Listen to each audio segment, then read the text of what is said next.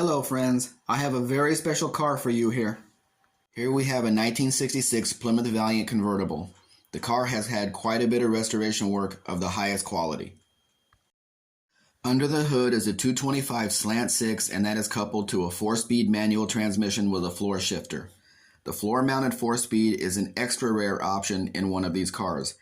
Add to the fact that almost no convertibles were sold in Mexico, and you can see how rare this car is.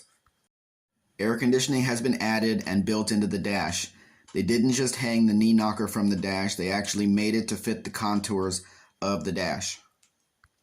The front brakes have been converted to discs, so you have power discs and drums. That gives you a little extra stopping power for the powerful 225 slant 6 that's under the hood.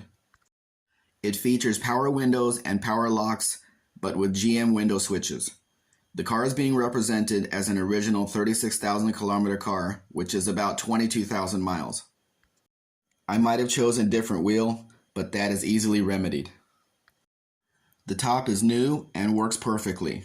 A lot of money was invested in this car, and the price reflects that. If you want to know how much the asking price is, please contact me. Please like, share, and subscribe. Actually, subscribe first, then do the rest.